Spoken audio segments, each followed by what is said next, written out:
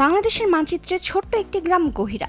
চট্টগ্রামের রাউজান উপজেলার এই জনপদটি আগে থেকেই পরিচিত ছিল রথী মহারথীদের গ্রাম হিসেবে। তবে ত্রয়োদশ জাতীয় সংসদ নির্বাচনে গহিরা যা দেখালো তা দেশের সংসদীয় ইতিহাসে এক অনন্য নজির। একই গ্রাম থেকে এবার নির্বাচিত হয়েছেন তিনজন সংসদ সদস্য।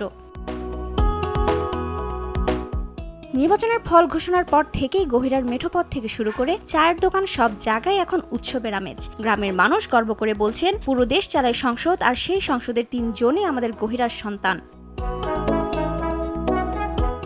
এই 3 সাংসদ হলেন গিয়াসউদ্দিন কাদের চৌধুরী, তার ভাতিজা হুম্মাম কাদের চৌধুরী এবং সাইদ আল নোমান। চট্টগ্রাম 6 রাউজান আসন থেকে নির্বাচিত হন গিয়াসউদ্দিন কাদের চৌধুরী। চট্টগ্রাম 7 রাঙ্গুনিয়া আসন থেকে নির্বাচিত হয়েছেন হুম্মাম কাদের চৌধুরী। সাইদ আল নোমান নির্বাচিত হয়েছেন নগরের চট্টগ্রাম 10, ডবলমোরিং, খুলশী, পাহাড়তলী আসন থেকে। 3 জনই বিএনপির মনোনয়নে ধানের শীষ প্রতীক নিয়ে নির্বাচিত হয়েছেন।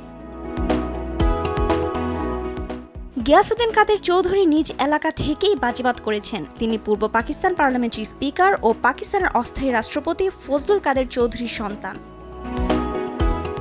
চাচা গিয়াসউদ্দিন কাদের সাথে সংসদ অধিবেশনে যোগ দিবেন ভাতিজা হুম্মামও। তিনি প্রয়াত সালাউদ্দিন কাদের চৌধুরীর ছেলে।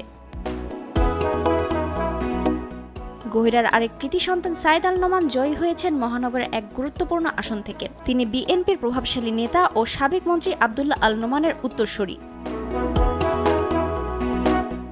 গহিরা গ্রামের আলী চৌধুরীর বাড়ি থেকেই আসছেন গিয়াসউদ্দিন ও হুম্মাম, আর তাদের ঘর থেকে মাত্র আধা কিলোমিটার উত্তর দিকে তাকালেই সাইদ আল নোমানের বাড়ি। মাত্র কয়েক কদম দূরত্বের ব্যবধানে থাকা 2টি বাড়ি থেকেই দেশের নীতি নির্ধারণী সভায় যাচ্ছেন 3 প্রতিনিধি। গ্রামের মানুষের প্রত্যাশা এখন আকাশচুম্বী। নির্বাচিত হওয়ার পর গিয়াসউদ্দিন কাদের চৌধুরী বলেন, এটি এলাকার জন্য সুসংবাদ। আমরা সবাই মিলে শুধু নিজ সংসদীয় আসন নয়, আমাদের প্রাণপ্রিয় গ্রামের উন্নয়নেও ভূমিকা রাখব। একই সুর শোনা যাচ্ছে হুম্মাম কাদের ও সাইদ আল নোমানের কণ্ঠেও। পূর্বপুরুষের স্মৃতিধন্য এই মাটিকে তারা সাজাতে চান নতুন আলোয়। চট্টগ্রামের গহিরা গ্রাম এখন কেবল একটি ভৌগোলিক অবস্থান নয়, বরং বাংলাদেশের সংসদীয় রাজনীতির এক অনন্য পাওয়ার হাউস হিসেবে স্বীকৃতি পেল। রুবায়েত তানজুম, দেশ টিভি।